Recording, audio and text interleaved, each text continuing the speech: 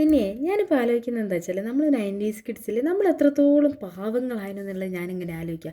വേറെ ഒന്നുമല്ല, നമ്മൾ ചിലപ്പോൾ ഒരു ആനപ്പിണ്ടോ അങ്ങനെ എന്തെങ്കിലുമൊക്കെ കണ്ടാൽ നമ്മളെന്ത് ചെയ്യും?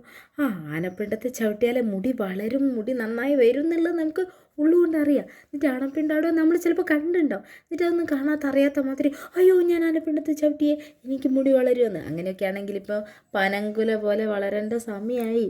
എന്നിട്ട് പിന്നെന്താ, ശരിക്കും ഞാനൊരു +2 ഡിഗ്രി കാലഘട്ടത്തിലൊക്കെ ഞാൻ KSRTCക്ക് ആയിരുന്നു പോകല്.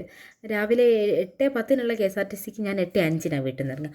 ഓടുകയാണ് ചെയ്യുക. പക്ഷെ ഓടുന്ന സമയത്ത് തന്നെ ഒരു മൈനേനെ കണ്ടാൽ ഞാൻ ഫുള്ള് ഡള്ളായി. ആ ദിവസം പോയി. കാരണം എന്താ വെച്ചാൽ ഒറ്റ മൈനേനല്ലേ കണ്ടത്. കൂടെ ആരെങ്കിലും ഒക്കെ ഉണ്ടെങ്കിൽ ചിലപ്പോൾ 2 മൈന എന്നുള്ള രീതിയിൽ കാണിച്ചു കൊടുത്താലൊക്കെ ഒരു സമാധാനമായിരുന്നു. പക്ഷെ ഒറ്റ മൈനേനെ കണ്ടാൽ ദൈവമേ ഇന്നത്തെ ദിവസം കൊളായി എന്നുള്ള രീതിയിലാണ് നമ്മൾ. പക്ഷെ ഇപ്പോഴും വ്യത്യാസമൊന്നുമില്ല. ചെമ്പോത്തിനെ കണ്ടാൽ പച്ച പിടിക്കാൻ ഓടുക, പിന്നെ വിമാനത്തിൻ്റെ സൗണ്ട് കേട്ടാൽ ആട്ടത്തേക്ക് നോക്കി നിൽക്കുക.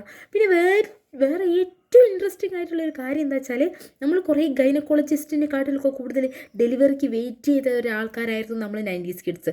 എന്താ കാരണം എന്ന് വെച്ചാൽ നമ്മൾ ബുക്കിൽ മയിൽപ്പീലി വെക്കുകയാണ്. ഈ മയിൽപ്പീലി പക്ഷേ ഇതുവരെ പ്രസവിച്ച ചരിത്രമൊന്നും ഞാൻ ഇതുവരെ കണ്ടിട്ടില്ല. കാരണം ഞാൻ നല്ല ബുക്കുകളിൽ നിന്ന് ബുക്കുകളിലേക്ക് മയിൽപ്പീലിക്ക് ഇങ്ങനെ ടൂർ പോകുന്നതിൽ പോകാൻ പറ്റിയെന്നല്ലാണ്ട്. പക്ഷേ ഇതുവരെ ഇൻട്രോവേർട്ട് ആണെന്ന് തോന്നുന്നു ഈ മയിൽപ്പീലിൻ്റെ ഈ നാരുകളൊക്കെ. കാരണം എന്താ വെച്ചാൽ ഇതുവരെ വെയിൽ കണ്ടാൽ മൂപ്പര് വെയിൽ കൊള്ളിക്കാൻ പാടില്ല, വെയിൽ കണ്ടാൽ കണ്ണ് പൊട്ടിപ്പോകും മയിൽപ്പീലിൻ്റെ, പിന്നെ വെയിൽ കണ്ടാൽ പ്രസവിക്കില്ല, അങ്ങനത്തെ കുറേ കാര്യങ്ങളൊക്കെ നമ്മൾ ശ്രദ്ധിച്ചിരുന്നു.